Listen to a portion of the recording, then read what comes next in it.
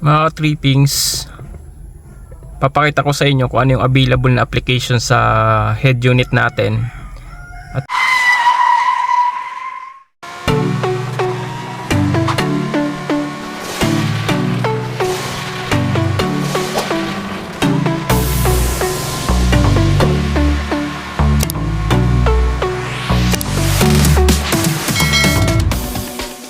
kung ano pa yung mga pwede nating gamitin at pwede nating idagdag just in case na gusto nyo magdagdag ng application sa head unit nyo. Ito yung ating mga application, isa-isay natin. Ito yung sa 360 panoramic natin, ayan. At ito yung sa TPMS natin sa tire pressure monitoring system.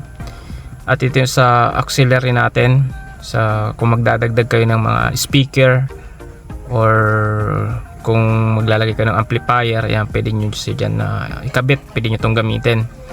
At meron na rin Bluetooth yung ating head unit, may Bluetooth siya. Ito naman yung sa car information natin. At ito yung sa car setting natin. Meron na rin Google Chrome, ayan. Meron tayong DPS. Itong DPS na to is ito yung sa music player natin. Pwede natin ditong i-calibrate yung ating speaker. Pwede nating i-customize yung sounds, ayan. Hindi ko alam kung ano yung tawag ba dito, nakalimutan ko na. May kasama siyang ganito, ayan, yung application na to. Pwede nating gawin na standard, pop, rock, jazz, classical, custom to loudness, yan. Pwede nating i-customize yung tunog ng ating speaker dito. Ayan, balik natin. Ayan, bali may Facebook na rin. Bali itong Facebook na to is dinownload ko lang to, in-add ko na lang siya. Ito yung sa file explorer natin. Ayan, dito natin makikita kung ilan pa yung capacity ng ating memory, yung SD card ng head unit natin, tsaka yung UDIS natin na ginagamit para sa 360 camera.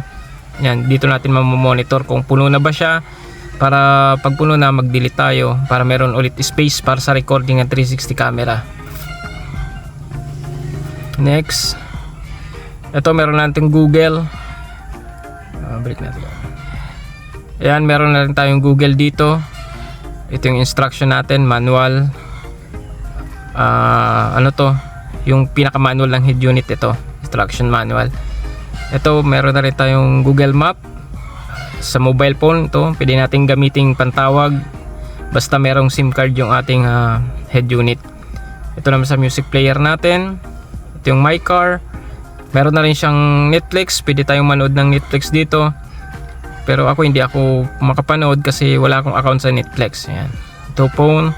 Meron na rin Play Store. Ayan. Pwede na tayong mag-download ng mga iba pang application.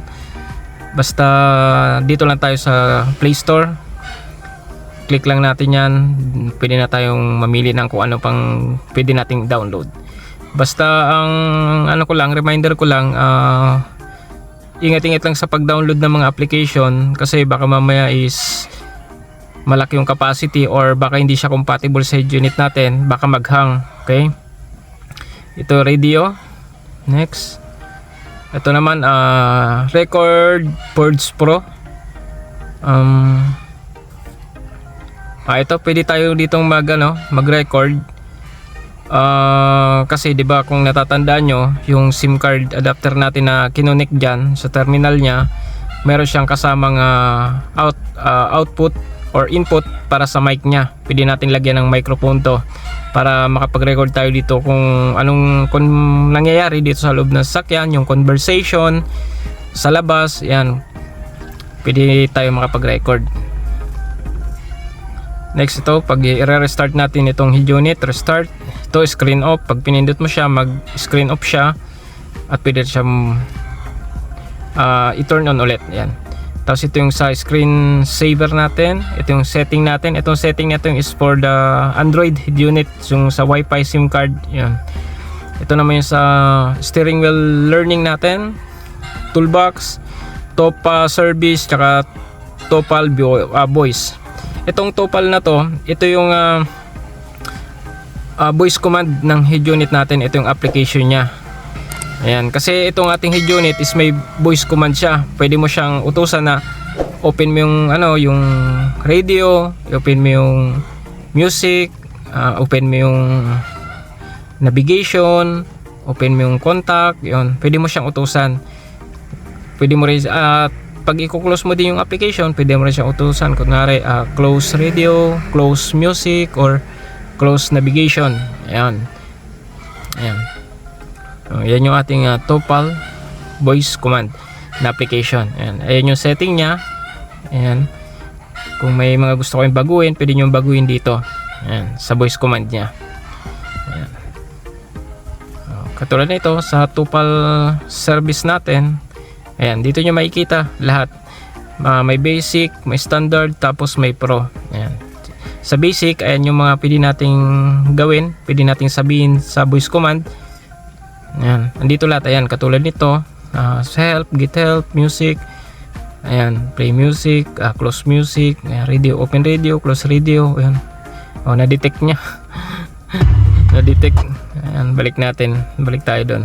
Ayan, open navigation, close navigation. Ayan, sa call, sa video system, lahat nandiyan na. Ayan, balik tayo. Ayan, tapos ito yung video natin. Ito yung sa voice search. Kung hindi ako nagkakamali, sa Google yan. Pag yung magbo-voice command tayo sa Google yan. Wallpaper, meron nating Waze. Ito, may YouTube tayo. Tapos ito yung last natin, yung Ceiling 5. Di ko alam kung ano to. Yung Ceiling 5 pala is ito yung CarPlay natin na application para dito sa ating head unit. Yan.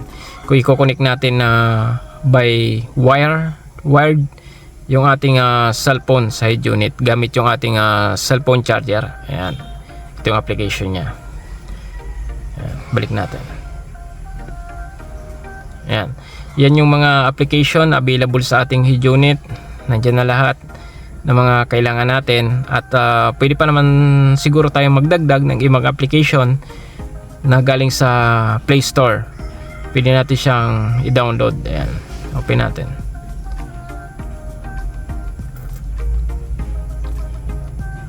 Ayan, so makakapag-download tayo ng mga iba pang application. Basta ingat lang kayo sa pagda-download, pag-i-install ng mga application sa ating head unit kasi baka mamaya hindi siya compatible, baka maghang yung ating head unit.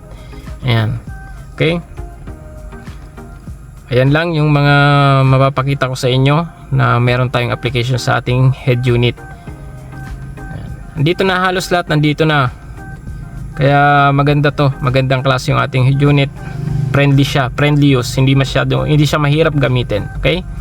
Ayan. So maraming salamat sa panonood.